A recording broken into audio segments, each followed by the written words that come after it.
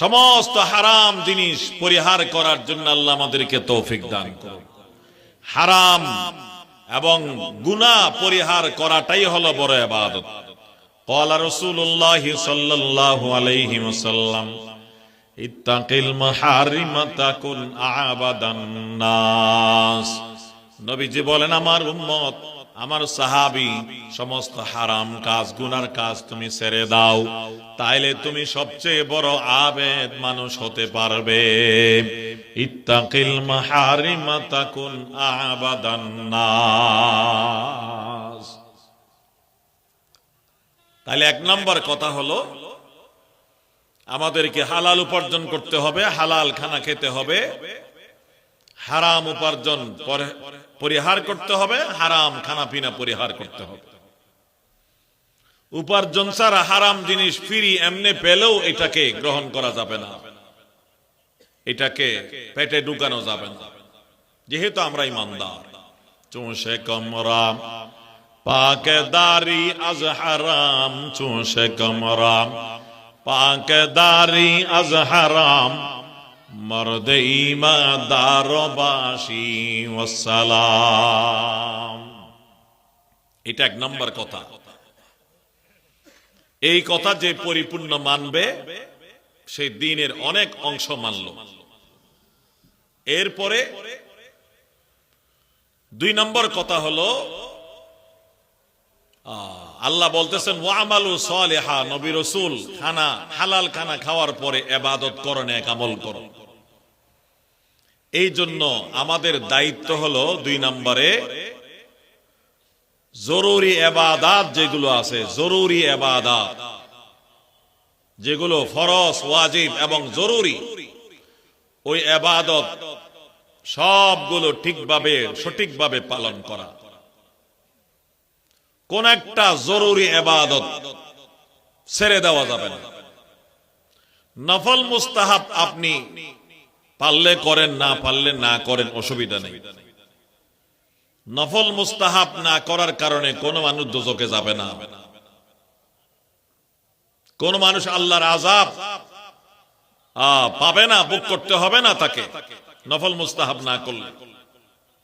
কিন্তু ফরজ, ওয়াজিব, জরুরি আমল যেগুলো আছে, এগুলো নিশ্চয়ই করতে হবে, নিশ্চয়ই এগুলো করা লাগবে। নফল ইবাদত করলে আল্লাহ বান্দাকে মহব্বত করেন, বান্দা আল্লাহর ওলি হয়। কিন্তু নফল ইবাদত সারা জীবন না করলে আল্লাহ তাআলা শাস্তি দেবেন না। কিন্তু 5 ওয়াক্ত নামাজ যে ফরজ, 17 রাকাত যে নামাজ ফরজ, ওখান থেকে 1 রাকাত না পড়লেও কিন্তু খবর আছে, এটা আল্লাহ তাআলা বিলকুল ছাড় দেবেন না। তাই জরুরি ইবাদত এইগুলো আমরা যেখানে থাকি না কেন ঠিকভাবে আমাদেরকে পালন করতে হবে। জরুরি ইবাদতের মধ্যে 1 নম্বর বড় ইবাদত হলো নামাজের ইবাদত। যে নামাজের হাদিয়া আল্লাহ তাআলা আমাদের রাসূলকে দিয়েছেন পবিত্র শবে মেরাজে। নামাজের কেমন গুরুত্ব, নামাজের হাদিয়া, নামাজের বিধানটা আল্লাহ রাসূলকে দেওয়ার জন্য মাঝখানে মিডিয়া ব্যবহার করেন নাই। জিবরাইলের মাধ্যমে নামাজের বিধানটা আল্লাহ তাআলা রাসূলের কাছে পাঠান নাই। নামাজ ছাড়া শরীয়তে আর যত বিধান আছে, নামাজ ছাড়া শরীয়তে আর যত বিধান আছে, সবগুলো আল্লাহ তাআলা জিবরাইলের মাধ্যমে রাসূলের কাছে পৌঁছাই দিয়েছেন। যখন আল্লাহ তাআলা রাসূলকে, রাসূলের মাধ্যমে আমাদেরকে নামাজের বিধান দেওয়ার ইচ্ছা করলেন, তখন জিবরাইলের মধ্যস্থতা ব্যবহার না করে আল্লাহ তাআলা জিবরাইলকে বললেন, তুমি যাই আমার হাবিবকে আমার কাছে নিয়ে আসো, আমি সরাসরি আমার হাবিবকে নামাজের এই হাদিয়া দেব। আজকে রজব মাসের এটা 25 তারিখের রাত। আজকের রাত কত তারিখ? 25 তারিখের রাত। আগামী রাত ২৬ তারিখের রাত, তারপরের রাত ২৭ তারিখের রাত। পবিত্র রজব মাস মেরাজুন নবীর মাস, এবং পবিত্র ২৭তম রাত, এটা হচ্ছে পবিত্র শবে মেরাজ। এটাই প্রসিদ্ধ মত, আমরা সেই হিসাবেই এটাকে স্মরণ করি। এটা ২৫ তারিখের রাত হলে মাঝখানে আরেকটা রাত, এরপরে রাত আসতেছে পবিত্র শবে মেরাজ। আল্লাহ তাআলা আমাদের প্রাণ প্রিয় নবীজিকে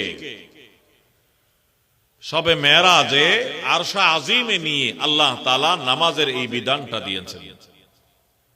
কত গুরুত্বপূর্ণ হাদিয়ে, বুঝে গেল নামাজটা। সরাসরি রাসূলুল্লাহকে মিডিয়া মাধ্যম ব্যতীত দেওয়ার জন্য আল্লাহ তাআলা তার হাবিবকে জমিন থেকে আরশে আজিমে নিয়ে গেলেন।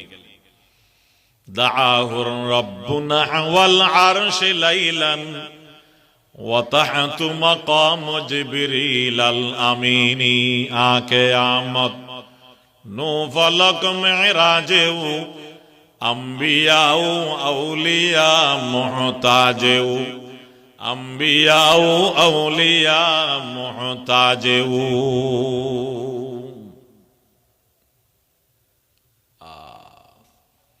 তাহলে নামাজের গুরুত্ব বুঝাইতেছিলাম।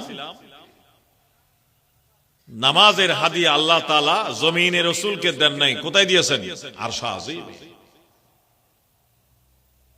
রাসূলকে আল্লাহ পাক আরশে আজিমে নিয়ে গেলেন, জিবরাইলকে পাঠাই। মেরাজের কথা যখন আসছে, এখানে কিছু বলি মেরাজ নিয়ে। আমাদের নবীজির সবচেয়ে জাহেরি আমলি বড় মুজিজা হলো মেরাজের মুজিজা, এবং সবচেয়ে ইলমি জ্ঞানগত বড় মুজিজা হলো কোরআন শরীফের মুজিজা। কোরআন শরীফের সামনে পুরা আরব জগৎ, কাফের জগৎ পরাজিত হয়েছে।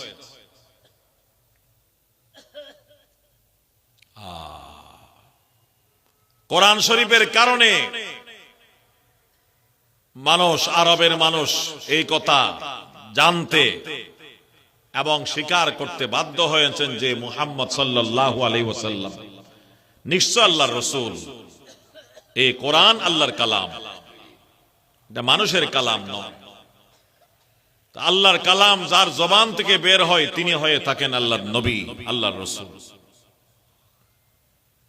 এটা হলো ইলমি মুজিজা, জ্ঞানগত মুজিজা।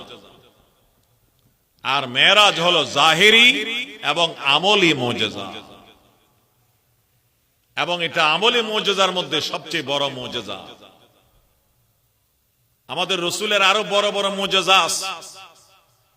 শক্কে কমরের মুজিজা আছে, গুইসাপ কথা বলার মুজিজা আছে, কঙ্কর রাসূলের সাথে কথা বলার মুজিজা আছে, কঙ্কর পাথর গাছ রাসূলকে সালাম করার মুজিজা আছে, হরিণীর সাথে রাসূলুল্লাহর কথা বলার মুজিজা আছে, ওটের সাথে রাসূলুল্লাহর কথা বলার মুজিজা আছে। এক একটা